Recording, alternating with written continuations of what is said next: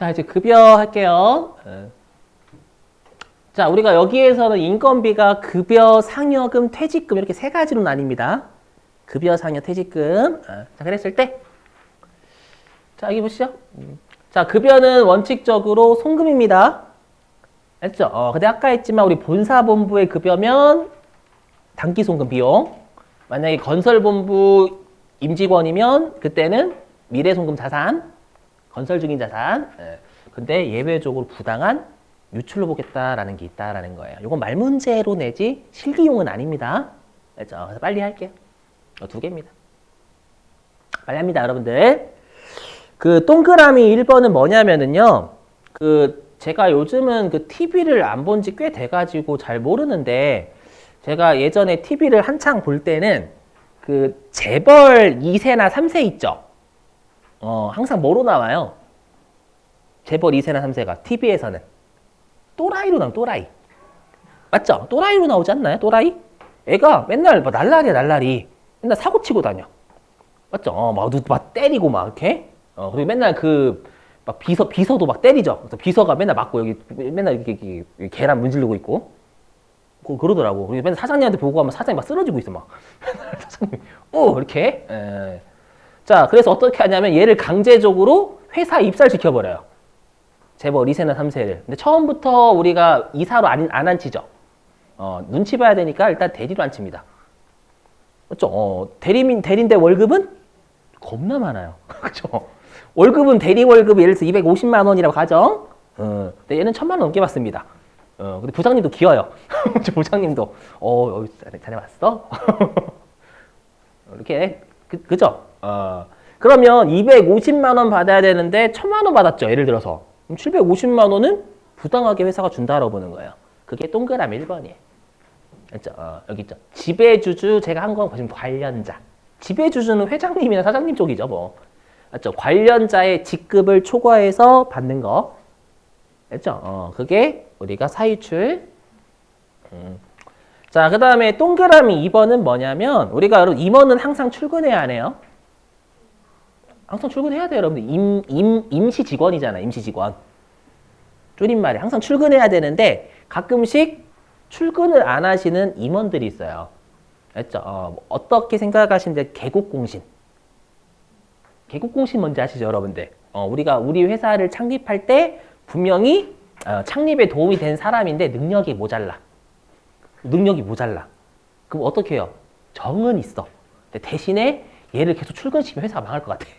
능력이 딸려서. 그래서 어떻게 하냐면 저기 출근하지 마시고 여기서부터가 자존감이 많이 상하겠죠. 출근은 하지 마시고요. 대신에 보수는 넉넉하게 드릴게요. 이렇게.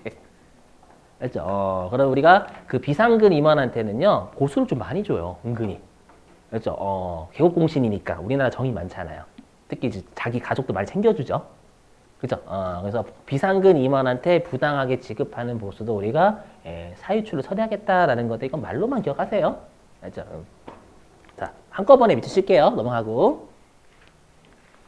자, 이제는 상여금입니다. 여기서부터는 실기용입니다. 실기용.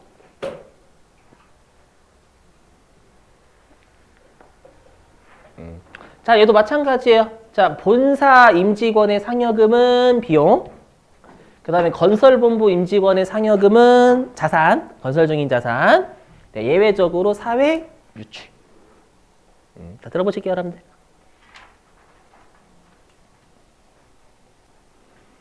자, 우리가 아까 했던 사택 제공하고 주택 자금 쪽은 출자 임원이냐 아니냐로 따졌죠. 네, 아까 했던 그쪽 사택 제공하고 주택 자금 빼고요. 나머지 동네는 임원이냐 직원이냐로 가릅니다. 임원이냐 직원이냐. 여러분 질문입니다.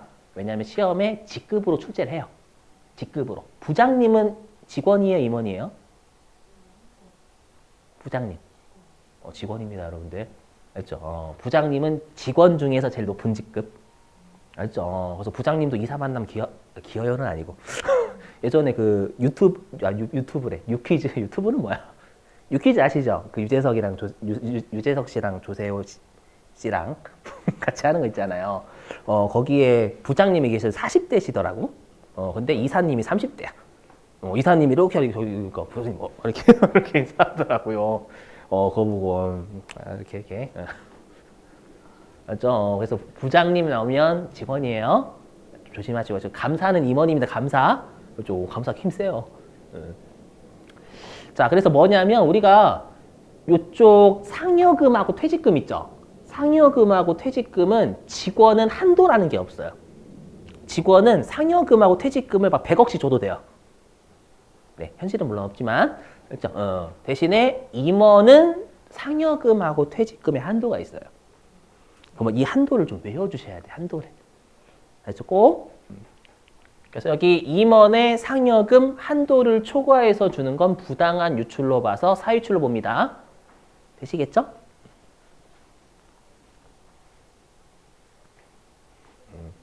자, 보실게요. 이거는 시험에 안 낼 거 뭐냐면 우리가 회사의 규정이 있으면 그 규정을 따라가요. 안 해오셔도 돼요, 여러분들. 그리고 회사의 규정이 없으면 이때는 임원 상여금 한도는 0으로 봅니다. 0으로. 꼭 외우셔야 돼요. 임원 상여금 규정이 없으면 전액 송금불산이 상여 때리시면 됩니다. 아시죠? 현실에서는 한도초가 있을까 없을까요? 없어요. 누가 회사 규정이 있으면 거기 따라간다면서요. 그럼 회사는 임원 상여금 한도는 2천억이다 이렇게 하면 되잖아요. 걸릴 일이 없어요. 근데 우리 시험에 걸리게 냅니다. 알죠? 그래서 0이 한도가 0인 거에 없으면 회사 규정 없으면 아셨죠? 이건 보지 마시고 시험에 뭐 규정까지 내진 않아요. 넘어갈게요. 자, 이거 무시. 그 다음에 이제 퇴직금.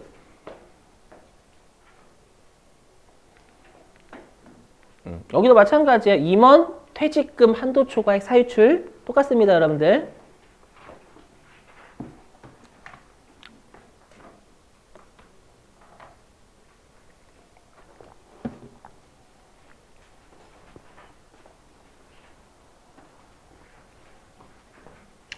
자, 근데 이제 임원 퇴직금에도 마찬가지예요. 임원 퇴직금 규정이 있으면 그 규정 따라가요. 법인세에서.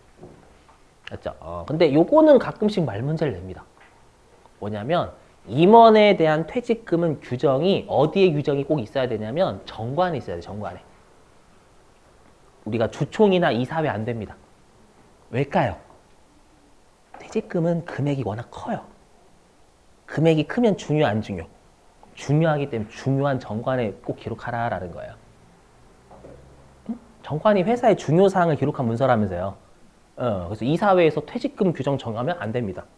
물론 정관이 있어요, 다. 다 이런 거 알기 때문에. 그렇죠? 근데 회사의 규정이 없대요. 임원 퇴직금 규정이 없으면 0이냐? 아닙니다. 이게 공식이에요, 공식. 시험에 많이 낸 적은 없으니까 정 힘드시면 버리셔도 돼요. 그렇죠? 낸 적은 많이 없어요. 제가 본 바로는 한두 번 정도? 그렇죠? 자, 그러면 왜 그런지 설명을 할게. 이해를 도와야 되니까. 그럼 상여금이 금액이 커요? 퇴직금이 금액이 커요? 그리고 퇴직금이 금액이 크죠? 그렇기 때문에 퇴직금을 만약에 한도가 없다고 해가지고 0으로 보게 되면 세금 폭탄 떨어져요. 폭탄. 상여금은 근데 몇백이잖아요. 몇백이니까 몇 천만 원보다는 몇 억이겠지. 특히 임원은 억씩 받아가잖아, 퇴직금. 맞죠? 50억도 받아갈 수 있고 50억도 받아갈 수 있고 저 몰라요. 50억이 뭔지. 그죠? 우리 직원이 50억을 받아가. 깜짝 놀랐어. 죄송합니다. 제가 뭐 정치적 견해를 나타내는 거 아닙니다. 오해하지 마시고. 그래서 뭐냐면은요, 금액이 너무 크기 때문에 전액 송금불산 시키면 난리 난다라는 거예요. 됐죠? 그러면 우리가 여러분들 임원에 대한 퇴직금 규정은 법에 있을까요? 없을까요? 없어요, 법에. 직원에 대한 퇴직금 규정은 법에 있을까요? 없을까요? 있어요. 그 근로자 퇴직급여 보장법. 그 법에 따른 것으로 갑니다. 여러분 혹시 아세요? 우리가 그 임직원이 받아야 될 퇴직금 있잖아요. 그게 내가 근무한 연수 있죠? 그 근무한 연수의 퇴직금이 그 달치 급여입니다. 최소한의 급여가. 최소한 퇴직금이. 그러니까 예를 들어서 여러분이 8년 근무하셨대요. 8년 근무하고 퇴사하시면 8달치 월급이 최소한의 퇴직금이에요. 진짠데? 진짜예요, 진짜? 그 규정 따라간다고요. 그렇죠? 보세요. 자, 퇴사 전 1년간 총급여. 이렇게 하면 12개월이죠.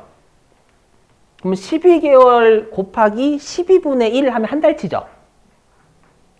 그럼 여기에다 근속연수 말 그대로 내가 근무한 연수예요. 그럼 내가 4년 근무하면, 네, 여기에다가 12분의 1 하면 한 달치고, 4년 근무하면 4개월치 월급이다 그 말이에요. 근데 12분의 1이 아니라 10%죠. 왜냐면 귀찮으니까. 12분의 1이나 10% 같은 거잖니. 닥쳐라 이렇게. 비슷할걸요? 12분의 1이나 10% 비슷해요. 알죠? 그래서 혹시라도 정 힘드시면 버리셔도 돼요. 여러분. 혹시라도 정 힘드시면 실계 많이 내는 편은 아니에요. 되셨죠? 자, 근데 이제 문제는 이제 하나하나씩 따져보겠습니다. 그럼 여러분 우리가 총급여라는 표현을 배웠어요? 안 배웠어요? 배웠어요라고 하셔야 돼요. 어디서? 어느 세법에서? 총급여. 어느 세법에서? 소득세법에서. 제가 그 얘기 왜 하냐면 소득세법 따라가요. 요거. 그럼 소득세법상 총급여에는 우리가 급여하고 상여금 포함, 그리고 비과세되는 근로소득은 제외죠. 왜냐면 비과세라는 거 우리가 신고 안 하는 애잖아요. 맞죠? 그 다음에 요게 그나마 좀 중요해요. 요게 송금부인액 제외. 자, 빨리 하고 넘어갈게요. 왜냐면 시험 목적상은 좀 실기 빨리 하는 게 나을 것 같아서.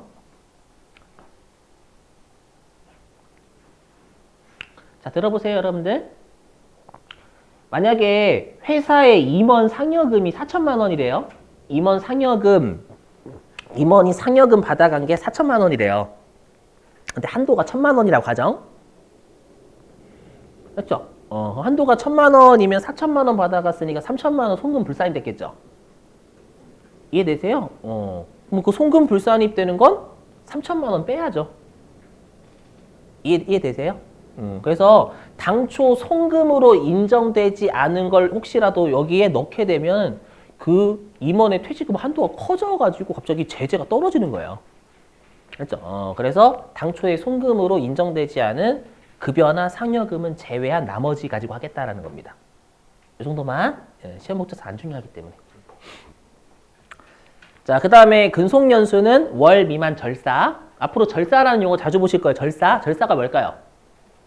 그래서 자르겠다. 그렇죠? 자르겠답니다, 여러분들. 그러니까 우리가 그 옛날로 따지면 내림이라고 하나? 반올림이라고요? 절사가 내림 아닌가? 내림이죠, 내림. 삭제? 찢어버리. 아무튼 뭔지는 아시죠, 여러분들? 없는 걸로 본다 그 말입니다. 넘어갈게요. 시험 목적사 안 중요하니까. 자, 밑줄